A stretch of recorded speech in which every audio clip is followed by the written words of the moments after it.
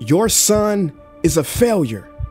He's barely passing my class, and with grades like this, I'm just not sure what kind of future he's gonna have. What do you have to say for yourself? You're supposed to graduate this year. Listen to Mr. Johnson. What kind of future do you think you're gonna have? With all due respect, don't call me a failure. Failure is an event, not a person, in fact. And you talk about the future, Mr. Johnson, but you're not preparing us for that. Excuse me? Just listen to what I'm saying. This should be good. Would you agree that in the future, most careers will become automated? Yeah, so?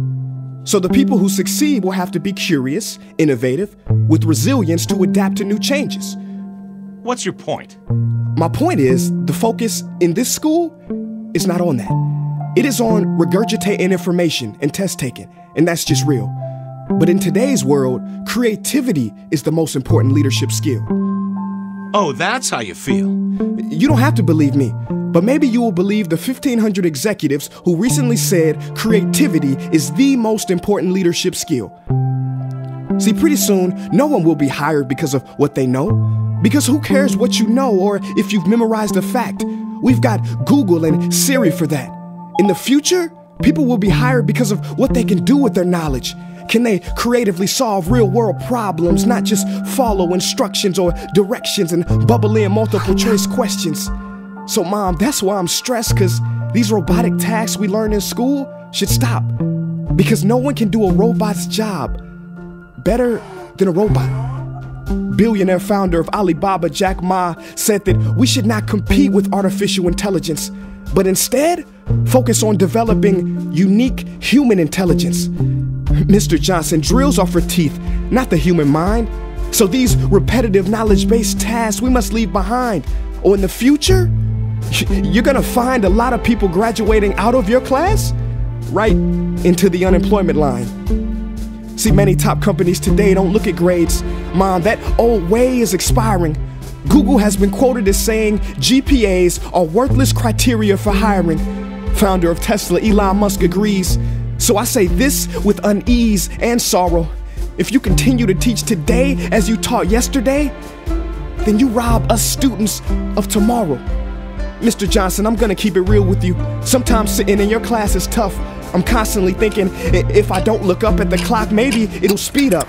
So I listen to you do my work and pay attention, feeling like an hour had to have gone by. But it was only 3 minutes. So if you wonder why we're bored in class, look, you want to get a kid to hate reading? Give them this, a school textbook. And some people think it's our fault, and that hurts me. They say you can lead a horse to water, but you can't make him drink. And to that I say no. Firstly, you can put salt in that horse's hay and make him thirsty. And if you bring joy in your classroom, you can make any bad student nerdy, as he or she discovers the beauty of truly learning. Mr. Johnson, I mean no disrespect. You have the most important job on this planet. You build, create, and save lives. But if you really care about my future, like you say, then you have to fully commit and ask yourself honestly, how do I prepare a child for a future that doesn't yet exist? Here's a hint. The answer is not found in this. It's using this and this. See, in the future, we will need more passion and compassion. People with inspired hearts and wisdom to uplift this planet. And Mom, I love you, but can I be real? Go ahead. You want to know one of the biggest factors for childhood success? It's not IQ. It's family meals. And we haven't had one of those in a while. See, I know sometimes you don't feel proud, because I may not be a straight A student, but I'm not stupid. These tests may be 70% of my grade, but they're 0% of my future. But don't worry, I'll pass this class and get through this. But I need you to give me the space I need to be me and live true. Because the best feeling in the world is that your own parents get you. There's a passage in a book called The Prophet by Khalil Gibran. And if you don't mind, I'd love to share it with you. Go ahead. See, he says, your children are not your children. They are the sons and daughters of life longing for itself. They come through you, but not from you. And though they are with you, they do not belong to you.